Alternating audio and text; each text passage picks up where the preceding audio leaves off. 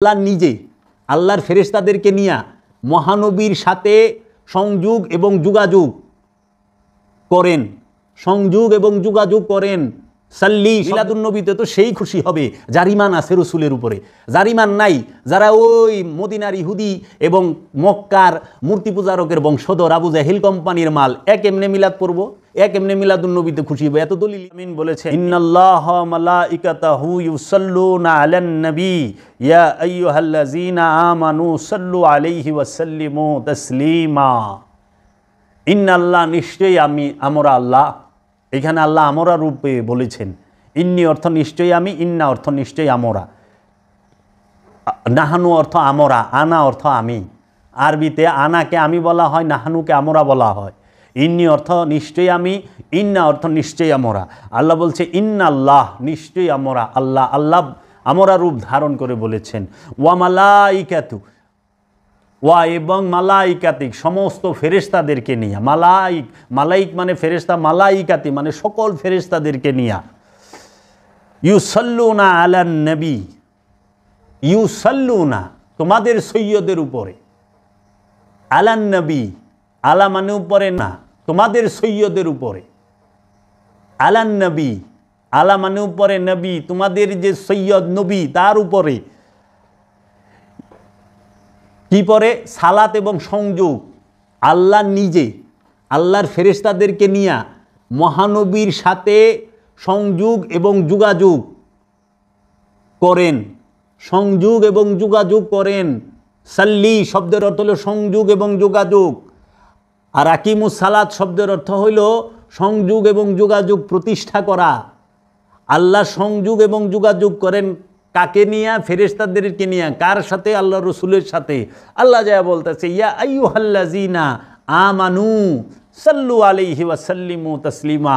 ইয়া ওহে আইয়ুহাল্লাযীনা, যাহারা ঈমান এনেছো, যাহারা ঈমানদার। তোমরা ঈমান আনছো না, কালেমা পড়ছো না, হ্যাঁ এখন তো ঈমান আনছো।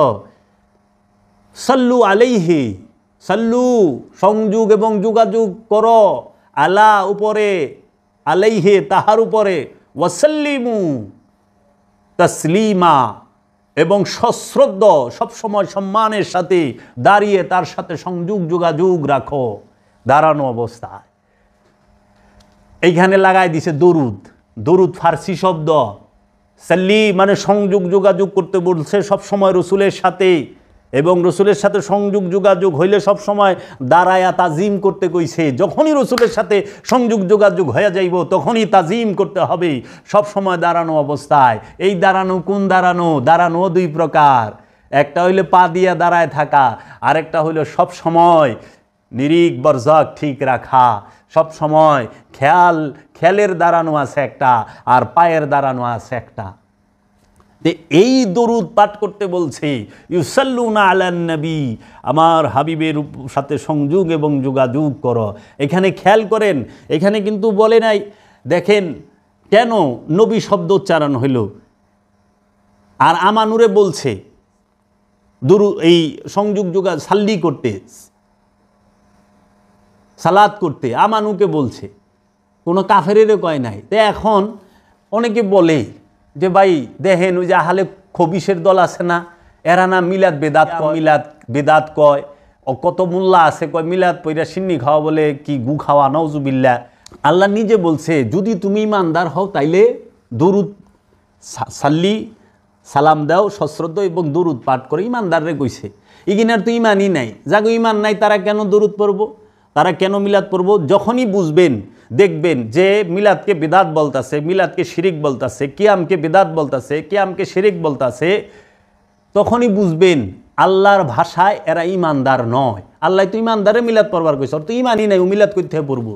মিলাদুন নবীতে তো সেই খুশি হবে যার ঈমান আছে রসুলের উপরে। যার ঈমান নাই, যারা ওই মদিনার ইহুদি এবং মক্কার মূর্তি পূজারকের বংশধর আবু জাহিল কোম্পানির মাল, এক এমনে মিলাদ পড়বো, এক এমনি মিলাদুন নবীতে খুশি হবে। এত দলিলই দেখাইব, কারণ সে বলবে দলিল কই? কারণ মহানবী যখন বলছে যে আমি নবী মক্কার কাফের গো কাছে, ওই মূর্তি পূজারক গো কাছে, তখন মক্কার কাফের মূর্তি পূজারকরা ইহুদিরা কইছে যে তুমি যে নবী, দলিল কো, দলিল কো। তাইলে আপনারা কি গন্ধ পান না? এত খুশবু থাকা সত্ত্বেও কেন বুঝেন না? আপনি নিজে পড়েন, আপনি যদি ইমানদার হন, যে ইমানদার সে রসুলের শানে দরুদ পড়বে, যে ইমানদার সে রসুলের শানে কিয়াম করবে, যে ইমানদার সে রসুলের শানে রসুলের ঈদে মিলাদুন্নবী দিন খুশি হবে, আওলাদে রসুলের আগমনের দিন খুশি হবে, যে ইমানদারই না তারে কেন এই কথা।